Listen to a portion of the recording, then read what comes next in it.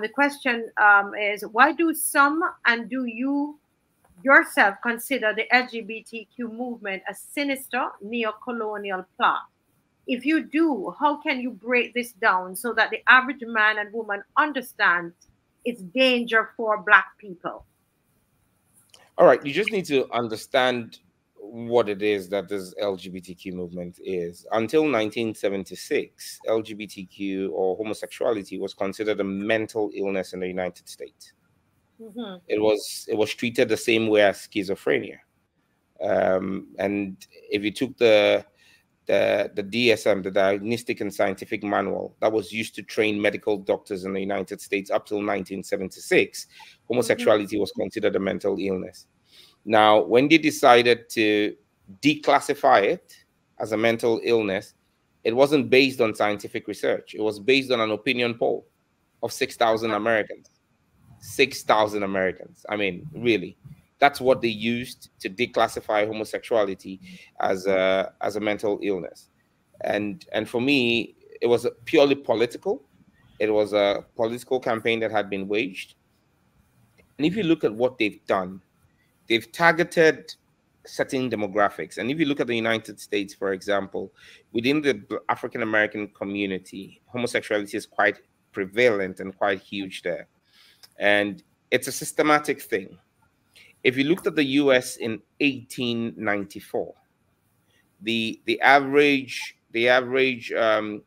growth rate, population growth rate in Black American families was 9.2. 9.2, meaning for every Black American family, they had about 9 children. And the growth rate in white American families was 2.1, meaning they had literally just 2 children. Now, what they've done, if you fast forward to the African American family, the Black American family in 2024, what the growth rate is 1.9. Which means that the average African American family is having less than 2 kids. Now, once your population growth rate for any demographic drops below 2, that demographic is dying. Because when you have 2 children, it means a man and a woman have had 2 kids. And so 2 is basically sustaining the population size. That is giving the possibility that none of those children die. So what they've done is, and if you look at Africa, and I'm sure they're doing the same thing in the Caribbean, they have this population caucus movements that are telling you to watch your population growth rate. And if you look at all what they're saying to you, they're always giving you the standard population growth rate at less than 2.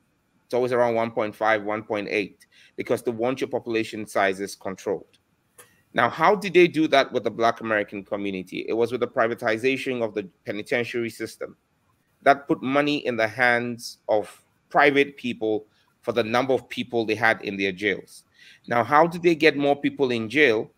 It's by messing up the justice system and jailing more people, sending more people to jail. So money is at the bottom of all of this. And so you then realize that, and I'm sure you've seen this complaint in America, that a crime a white man does and gets a fine or gets a short sentence, a Black man does it and gets life or gets a very long sentence. The 2 different justice systems in the US. So what they then did was to begin to pick a lot of young Black Africans or African Americans and incarcerate them between the ages of 15 to 25 and give them long sentences. So they give them sentences of between 20 to 40 years. Now, these young men get incarcerated at the peak of their sex drive. How do they deal with this? They have to turn to homosexuality in prisons.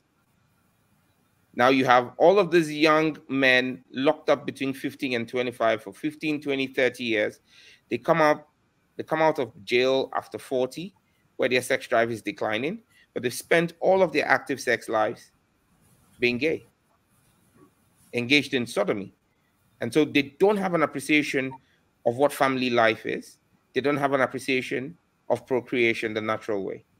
Now, that's what they've done to control the Black population in the West.